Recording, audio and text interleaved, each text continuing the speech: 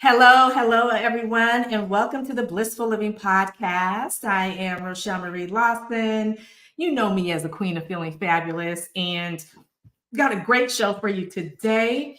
As you know, I always like to give disclaimers about before we get into the nuggets of gold that the guest is going to share with you during this show. However, if you've been knowing me for a while, you know that I do this out of love for you so that you don't miss anything and you have a little bit of time to take for yourself. So today's show is going to be talking about unleashing your presence, stepping into the power of your voice. And you definitely want to find a place to sit, get your favorite beverage, a pen, some paper, something to write with so you can capture the nuggets of gold, as well as, tell your family to give you a few moments to just relax so you can absorb this information because you're not going to want to miss any of it. And in the course of finding out about this show, the Blissful Living Podcast, it is always good to subscribe to the show. So if you haven't subscribed to the show and this is your first time listening, subscribe to the show so you get advanced notification of the guest. If you have listened to the show before and you still haven't subscribed, then shame on you because you want to get the information about who the upcoming guests are so you can be prepared to get those nuggets of gold. However, if you have subscribed, then share the show with everyone you love and care about. And if you haven't subscribed, share the show with everyone you love and care about, because the more we can get this information out, the better it is that we can create a blissful life when it comes to wellness, wisdom, and wealth for everybody in the world. So while you're doing that, let me take care of some business. I want to thank our sponsors, Blissful Living for You at Blissful Living, the number 4, the letter U.com. Go check them out. They've got some wonderful events. They've got a new community that has been unleashed. They also have some upcoming things that you're definitely gonna want to know about, some insight, scoop, and connection, how you can get more exposure if that's something you're looking forward to, or how you can engage with like-minded women. Then you definitely want to check out Blissful Living for You. In addition to that, they have things to help you with your wellness, wisdom, and wealth so you can step in and have the life of your dreams. You can check them out at Blissful Living, the number 4, the letter U.com. Next, I want to thank All Day Cable Incorporated. All Day Cable Inc. is a premier woman-owned, minority-owned telecommunications installation company located in the heart of Silicon Valley, San Jose. They specialize in network distribution, installation, meaning your voice, data, fiber optic cabling, wireless access points, audio, video, speakers, you name it. However we need to communicate today, they can install it for you so that when you go to use it, you make the right connection the first time. If you are small, mid-sized, or large corporation, and you're looking for a premier telecommunications installation company that's gone on 34 years in business, you want to check out All Day Cable Inc. at alldaycableinc.com. Okay, so now you've had some time to get yourself together and get a little place to relax so you can absorb this information. And let me tell you about today's guest. Now, today's guest is Lauri Smith, and she is a speaker, author, and intuitive public speaking and leadership coach. She helps sensitive visionaries, ambitious empaths, and loving rebels to speak online and in person and to be seen in order to fulfill their soul's calling. Now, Lauri is the CVO, Caring Visionary Officer of Voice Matters, creator of the Vocal Presence Path, Method for Soul Speaking, and the author of Your Voice Matters, a guide to speaking soulfully when it counts. Her mission is to call forth more open-hearted leaders so they can do their part in the world with authenticity, creativity, and courage. Definitely a brave, bold, unstoppable gal. She envisions a world in which everyone shares their vibration of their soul's purpose through their voices, and together we reach global harmony. And I absolutely love that. Now, Lauri can always see the soul underneath the static. And that's, sometimes can be a real blessing for people that are gifted like that, which makes her really good at motivating people to fight their inner demons and find tremendous inner power. And so coming to Blissful Living Podcast today is the fabulous Lauri Smith. Hi, Lauri. Welcome to the show. Hi, Rochelle. Thank you so much for having me. It's a pleasure. And I want to jump right into this conversation because it's really good. unleashing your presence, stepping into the power of your voice. What are the visionary leaderships that one must have? We're jumping right in. The key traits that every visionary leader must have is, number one, they need to have a vision, a dream, an image of something that will make the world or their world a better place. Two, they need to be able to navigate creatively from the present moment toward making that vision a reality, which sounds easy. And yet I actually think it's much harder for us. Some of us are in the future and we're not actually aware or listening or connected to people in the present moment. And then there are others who are deeply studying presence. But if we're only deeply present in this moment and loving a bird that's flying by out the window, how are we going to change the world to make it even better? So it's existing in that kind of creative friction, that tension between what's actually here and being aware of it and accepting of it, while then also moving forward to create change.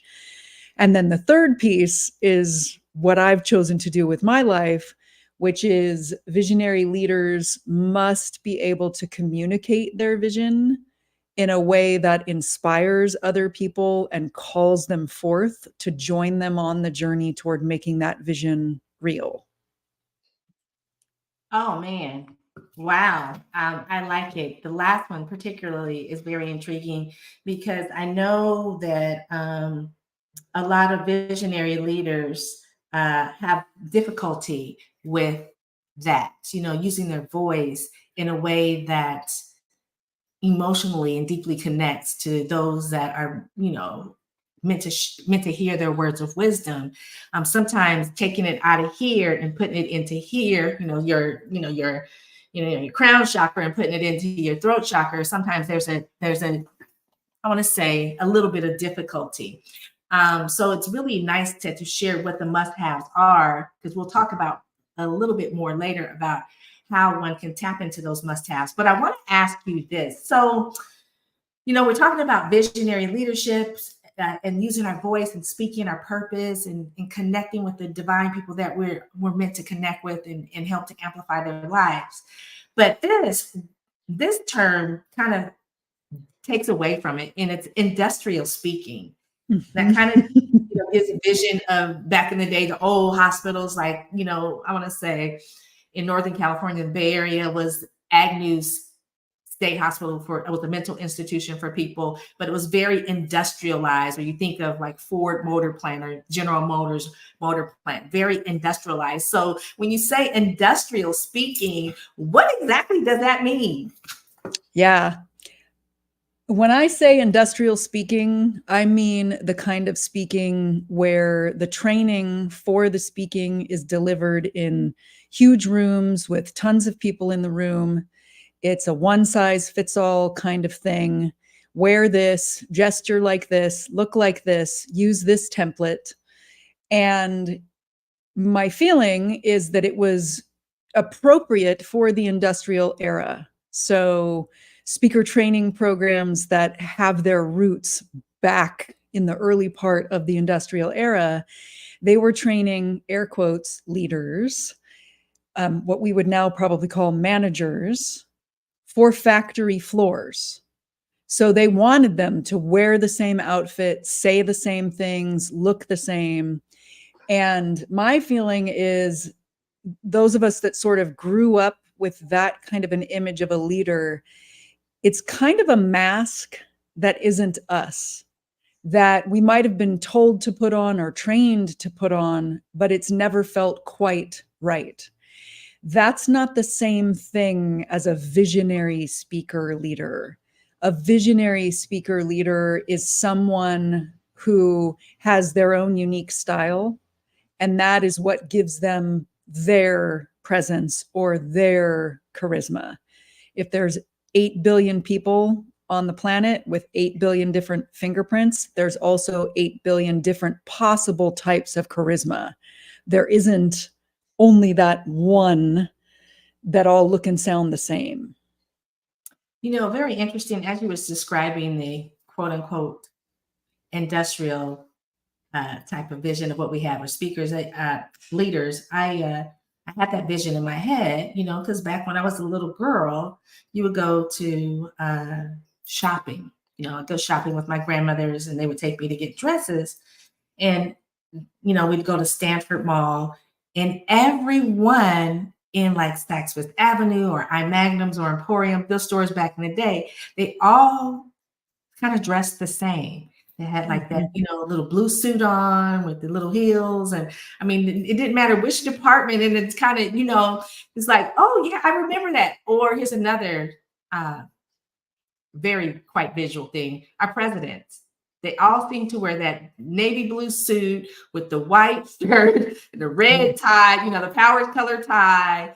And, it's very regimented, and I thought, well, if I ever decided to run for president, I wouldn't do that. I'd come on there with a bright purple dress, you know what I mean? Because I just, not to mix things up, but I'm definitely not in that industrial. So I'm more of a visionary person. And I think, and we shouldn't be afraid to be that way. Yeah. The sentence that just popped into my head as you were talking is, if you want to change the world, you can't wear the outfit of the status quo. Right. You have to you think of like the 60s when, they start wearing the prints and I was a kid in the 60s, but I sure remember the prints and the clothing and the tie-dye shirts and the bell bottoms. And it was definitely against the status quo. And there was a lot of rebellious things happening, quote unquote, that the status quo thought was rebellious. But in essence, it was really good for our society because it helped us to evolve to where we are today. And we can have conversations like what we're having about, visionary leaders and speakers and industrial speaking, and what's the difference between, and how we can evolve into what is truly our gift with the words we want to share as visionary leaders. So now I want to ask you, what's the link between the protective mask that people often wear and great speaking? The link is, if we're wearing one of those protective masks, we're not stepping into the great speaker that we can be. And sometimes these masks that we wear are masks that we used to wear in our lives, and in our daily life, we may have even moved past them. So I identified 5 in my work with clients: the porcelain doll, the heady hipster, the jivin' jokester, the deranged mannequin, and now I can't remember which ones I've actually, the peppy pleaser. So they get born because a certain part of our personality gets accepted. So if I'm a really kind person and kindness is actually a value for me, and then I get rewarded or even told, you should smile more. You're really engaging when you're bright and cheerful. I might put on this peppy pleaser mask where I'm only showing people the peppy part of my personality. And I'm not doing it for the sake of the people in the room. I'm not focused on the impact that I want to have. Instead, I'm doing this peppy thing because it's what I think I need to do in order to be liked. It's what I think I need to do in order to earn people's attention or keep people's attention. It doesn't mean that I can never have a peppy moment. The shift is sort of to focus on the impact that we want to have in the room, and then step into the full range of what is available to us. So peppy might still be in there. And a lot of times if we're watching it, if someone is really kind of seduced by the peppy pleaser mask, they'll be smiling and cheerful from beginning to end of their talk. And that doesn't create anywhere near as dynamic a ride as if we release that mask, allow it to soften and kind of reintegrate with all parts of us, and instead focus on the journey that we're creating for the people listening to our talk.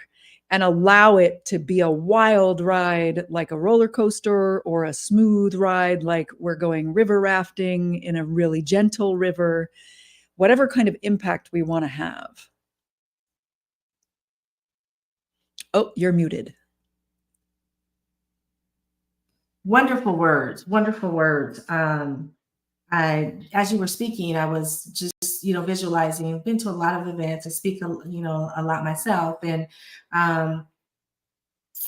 every person you describe as the speaking type, and I guess I would say the peppy pleaser, I could bring them to my mind, right? It's like, oh yeah, that, yep, that, yep, that, and I do believe everything that you say to be true, because I think when you allow yourself to be uninhibited by what you think, then you step into your real true essence of what your soul message is, and it allows people to resonate with you.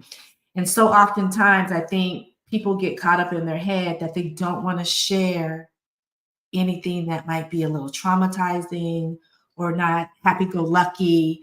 And they think that if they don't share that aspect, then people are still going to like them. But the problem is, people seem to relate more to you. You're more relatable as a speaker, I think, in just my opinion, when you share the pitfalls that you've been in and how you felt, what it felt like, and how it felt to climb up through that, that tar to get back to just being even keel. It's not easy.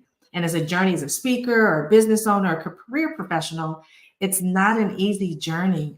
But the more you're able to tap into what other people might be feeling, that they're wearing that peppy pleaser mask all the time, the more you're able to connect with them and help them, when all you're doing is trying to share your words of wisdom. So it's I love that. I love what you share, because I could see that, and I see that even when I'm not speaking and I'm sitting somewhere, the most impactful people are those that take off the shield and take off the layers of stuff that we've all been, like you said, oh, you should smile more. Well, maybe I want to smile. Maybe my talk is not about smiling.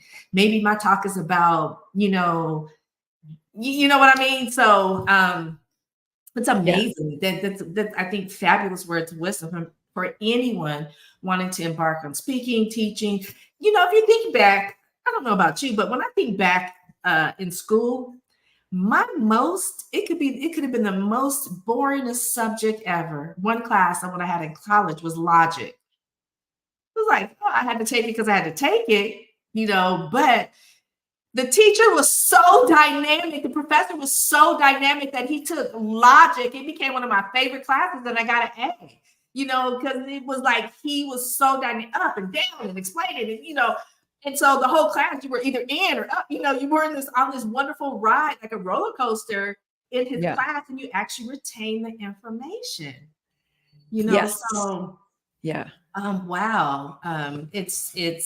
Yeah. So thank you. So now, one of the things that I think that we should discuss, particularly when it comes to stepping into the power of your voice, is things that stop us and prevent us. And we kind of been talked a little, scratch the surface with that a little bit. But, there's these different people, the ambitious empaths and the loving rebels and the sensitive visionaries. So I want to take the ambitious empaths first. What stops them from fulfilling their purpose? In a lot of ways, different versions of the same things stop all of them and all of us. Empaths, all of the types that I tend to work with, are sensitive in some way. Ambitious empaths, an empath is someone who is so sensitive, and I would say, AKA, so tapped in, that they feel things that other people feel. They might feel energies that other people feel. They might feel the emotions that other people feel. Some feel physical things that others feel, like body workers tend to be ones that are tapped in physically. You walk in the room and they know where to go because they can feel in their body what is in pain in yours. And as we're growing up, we get taught that our sensitivity is a problem and we need to suppress it and hide it and make it go away. When in reality, for a leader, empathy is a superpower. To be able to feel what others are feeling, like you were saying earlier, it helps them to trust you because they feel seen in your presence. They know that you get them. And if you're asking them to do something for the sake of something greater, they're more likely to lean in and say yes because they've felt seen, because they trust you. For a speaker in particular, the ability to feel where the audience is at means that you can really take them on a dynamic journey, because it's almost like you can read the audience's minds and hearts while you are the one delivering a speech. If you listen to that level, which is also another superpower of the sensitive visionaries, the ambitious empaths, we're usually great listeners. So it's being able to listen to the crowd, noticing the looks on their faces, noticing the body language as it's shifting toward where we want to take them, and feeling the vibe in the room shifting as we speak. Wow. Again, as you're saying this, I'm going and I'm thinking about the times I speak or I've spoken, and how I totally could see that. I I don't know if I don't know if I would call myself sensitive or empathic, but I'm definitely intuitive. And I think Mm-hmm. being intuitive, it comes with all those wonderful gifts. Sometimes you don't want those gifts, right? But it comes with all those wonderful gifts, which really helped me when I was doing emergency room trauma nursing, because I could tap in and see exactly what was wrong with someone, even when the doctor couldn't figure it out. I'd be like, do this, right? I Yeah. just knew. And they'd be like, how do you know? And I'm like, I don't know. I just know. Or even things in my own life, when something's off kilter, I just know it. So Mm-hmm. when I speak, I tend to be really energetic. And I do take people on that roller coaster ride where I start off, they've got the energy going, and then I explain, go into whatever my gift of what I'm sharing with them. And I take them on this journey, but I always leave them back up at a very high level. But if you pay attention to the audience when you speak, you can see what goes on.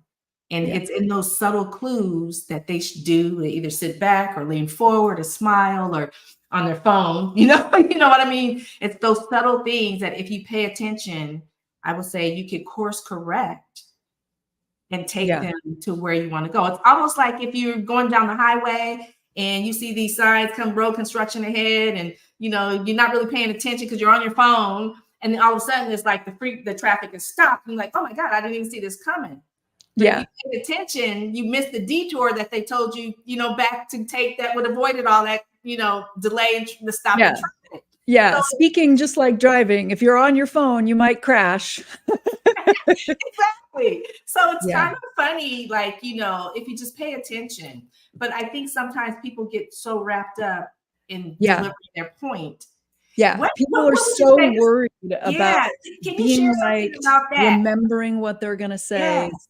that another thing that makes great speaking is to treat it like a conversation. If I'm at a podium, most of their half of the conversation is going to be nonverbal or non-words. And yet, if we treat it like a conversation, it's almost like there is no course correction.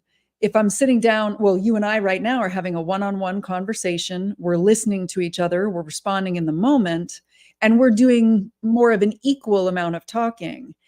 If I can translate that to being on a podium where most of your half is nonverbal and yet still respond to you as if every gesture, every smile, every tear, every moment where you stop to take a note is you speaking back to me, it changes things. And when speakers really get that, it starts to free them up, because instead of feeling like they're responsible for every single thing that happens in the room, they're coming with something they want to offer. And everybody in the room is responsible for how it goes. Oh, absolutely love it. It is a beautiful journey. And I like how you say there's this dialogue, even if you're at the podium, there's this dialogue of conversation going on, even though the other person may be nonverbal. It's like, if you have an elderly person in your family that no longer talks, but they still smile and respond, they understand what you're saying, and you're being impactful with them. They just are communicating to you in a different way. Or somebody, a foreign language or something. You're speaking in English, you're speaking in Spanish, but you get enough of each other where you're able to communicate. And it becomes a beautiful, beautiful journey and a beautiful gift. So now I want to ask you, what led you to do the work that you're doing now with regards to helping, people step into the power of their voice and really understand the gift that they have and how they can share it better? What led you to do this? In a lot of ways, my whole entire life led me here, and I'll give you nugget points along the way. At 7 years old, my mom found me in the backyard talking to myself. I had been playing Let's Make Up Stories from the Brady Bunch with some friends, and I had my hair curled to look like hers in the little pin curls. And kids being kids, my friends got bored with that game and went to the pool. And I said, okay, I'm going to finish the story. I'll see you later. And rather than, getting the response of, what are you doing? Stop that. My mother responded with, I think I'll take her to an acting class. And theater was my first spiritual zone. It was the first place, the light side of theater. We all know the dark side from movies and television. The light side is a group of incredibly creative, intuitive, sensitive people that are able to be deeply present with other humans in a way that most of the world isn't on a day-to-day basis. And so I was hooked. I was doing theater. And then in my late 20s, I was doing theater at night and working as an executive assistant in the Silicon Valley during the day, way too many hours of work overall. And I started having this calling to go toward living a more aligned life. And like so many of us do, I was resisting it. And then around the time where it was like I was feeling called but resisting it, I had an exercise in my favorite acting class ever where the whole class was focused on me. And I kept armoring up and putting on those masks in between these little vignettes. And the instructor said, Richard, my favorite teacher, whatever that is that you're doing, stop doing it. I'm asking you to go from where you are. And I said, I'm not that comfortable having everyone's eyes on me. And he said, well, you've picked a strange set of careers for yourself then. You're an actor, a teacher, a speaker, a leader. And I deeply trusted him. So I actively went back into the exercise, releasing the masks and the energetic armor. And it was like layers of protection were melting away. And at the end of the exercise, I could see and feel what kind of day every single person in the room was having. And that was my first moment of oneness that lasted beyond the acting. And shortly after that, I answered the call to go become a teacher, thinking I would teach theater. And then I was called by different people coming into my life, hey, this stuff shouldn't just be for actors anymore. And I was called to work with the leaders, the change makers, the visionaries, the ambitious empaths who are doing the work to change the world and make it a better place. Wow, I love it. I love it. And that's a great, great ending to our time today, because it's just been absolutely beautiful having a conversation with you. Now, tell people how they can get more of you or where they can find you and all that good stuff. Yeah, the best place to find me is my website. It's voice-matters.com. And then if you scroll to the bottom, all my socials are there in one place. Well, you guys, we'll have all of that information in the show notes as well. Thank you so much, Lauri, for being a guest on the Blissful Living podcast. I love this conversation. It was lighthearted, but very impactful and full of a lot of words of wisdom and nuggets of gold. So thank you, thank you, thank you.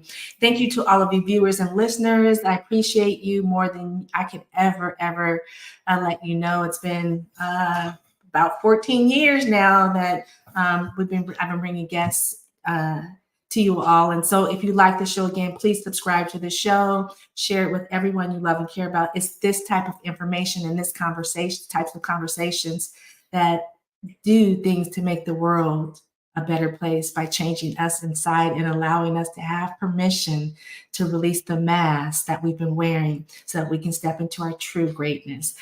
So thank you, all of you. And I want to thank the sponsors, Blissful Living for You at blissfulliving4u.com, as well as All Day Cable Inc. at alldaycableinc.com. Until next time, I am Rochel Marie Lawson, the queen of feeling fabulous, and I'm wishing you peace to your mind, wellness to your body, and tranquility to your spirit. And if you haven't picked up the latest copy of my book, 365 Days of Affirmations for a Year of Bliss, I highly suggest you do that. You can find it on Amazon, Balboa Press, or Hay House. Alrighty, until next time, have a fabulous day. And again, peace, wellness, and wealth. May it be yours for eternity. Goodbye for now.